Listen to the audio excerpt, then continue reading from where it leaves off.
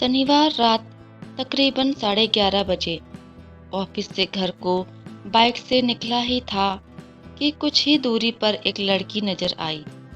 Salwar suit पहने, मदद का हाथ लिए इशारे से। मैंने बाइक रोकी तो साथ से ऑटो निकल गया। मैंने कहा, जी कहिए। वो गुस्से से बोली, मैंने ऑटो को हाथ दिया था, इतनी देर में बड़ी मुश्किल से आया था और आपकी वजह से वो भी निकल गया। मुझे भी बुरा लगा। सोचा, इतनी रात को अकेली लड़की मेरी गलतफहमी की वजह से परेशान हो गई। मैंने तुरंत माफ़ी मांगी और लिफ्ट के लिए पूछा। उसने साफ मना कर दिया। मैंने फिर कहा, रात बहुत हो चुकी है और आप अकेली हो, मगर वो तो गुस्साए मूड में थी। मैंने मन में सोचा, चलता हूँ यार। फिर सोचा, इस वक्त सुनसान सड़क, अकेली लड़की, भगवान न करे कहीं कुछ गलत हो गया तो। नहीं, मुझे इसकी मदद करनी चाहिए, वरना उस अपराध का दोषी मैं भी होऊंगा जो कि मुझसे अनजाने में हो गया। पता नहीं अब कब ऑटो मिलेगा इसे। मैंने कहा, ठीक है, जब तक आपको ऑटो नहीं मिलता मैं यहीं कुछ दूर खड़ा रहता हूँ। क्योंकि गलती मेरी है, मेरी जिम्मेदारी बनती है इसकी। वो कुछ नहीं बोली। ऐसे ही तकरीबन आधा घंटा और बीत गया। समय 12 के पार हो गया। मैंने फिर से उससे लिफ्ट के लिए पूछा और कहा, अब तक आधा सफ़र तय कर दिया होता, यहाँ खड़े होने से कोई फ़ायदा नहीं। मगर उसने सुनकर अनसुना कर दिया। अजीब उलझन में था।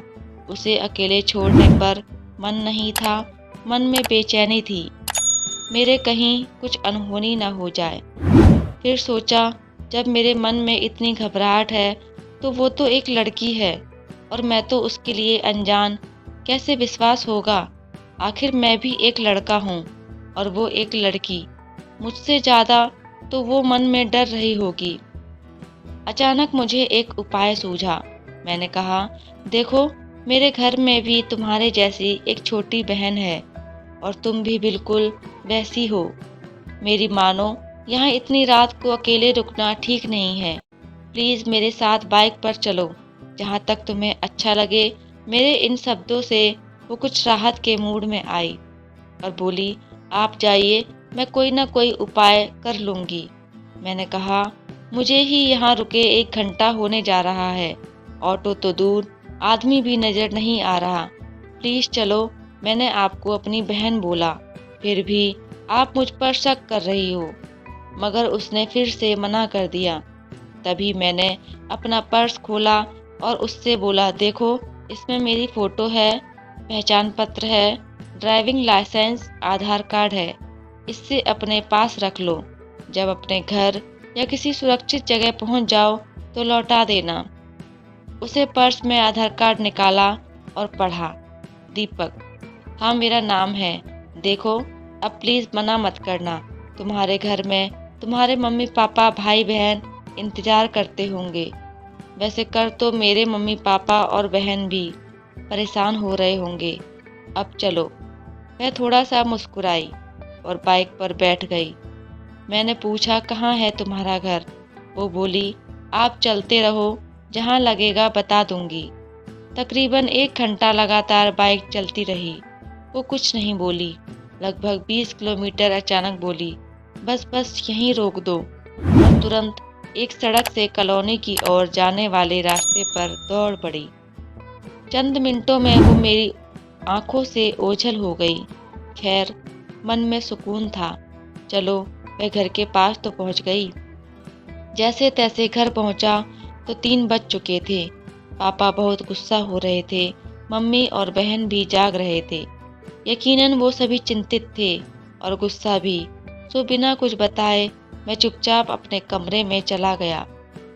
अगले दिन रविवार था, सो आराम से सो रहा था। अचानक 11 बजे छोटी बहन ने आकर झकझोरा, भैया उठो, कोई लड़की आई है, उसके मम्मी पापा भी हैं। क्या कोई लफड़ा कर दिया क्या? और हंसने लगी। पापा बुला रहे हैं नीचे, जल्दी चलो। पागल है? मैं और लफड़ा?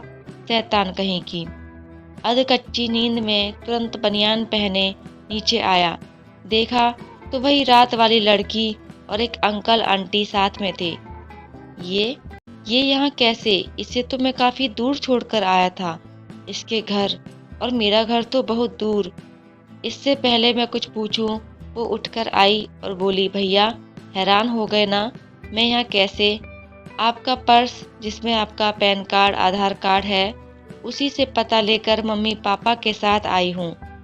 आपने बीती रात मेरी इतनी मदद की और मैंने आपको शुक्रिया तक नहीं बोला, उल्टा आपके ज़रूरी दस्तावेज भी ले गई। पहले थैंक यू, फिर सॉरी। जैसे आपने कहा था, मैं भी आपकी छोटी बहन जैसी हूँ। इसके बाद उसके मम्मी पापा ने मुझे ढेरों आशीर्वाद दिए और काफ़ी देर तक वो मेरी तारीफ़ें करते रहे। फिर अपने यहाँ सह परिवार आने का निमंत्रण देकर वह लोग चले गए। उनके जाते ही पापा ने मुझे सीने से लगा लिया और कहा, मुझे गर्व है तुझ पे दीपक, ये कि तुमने एक अच्छे बेटे वाली बात मगर रात को ही बता देता तो अच्छा होता ना, बेकार में तुझे डांटा मैंने। मैंने कहा, पापा आप भी तो मेरी भलाई के लिए ही चिंतित थे।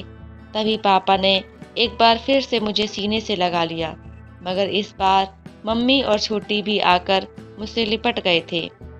दोस्तों, मुझे मेरे पापा ने एक बात ही समझाई है, अकेली लड़की मौका नहीं, जिम्मेदारी होती है। दोस्तों, कहानी कैसी लगी कमेंट में ज़रूर बताइएगा और अगर आप चैनल पर नए हैं तो चैनल को सब्सक्राइब ज़रूर कीजिएगा। आपका एक सब्सक्राइब मेरे लिए मोटिवेशन का काम करता है। तो मिलते हैं अगली एक और अच्छी कहानी के साथ, तब तक के लिए आप सभी का धन्यवाद।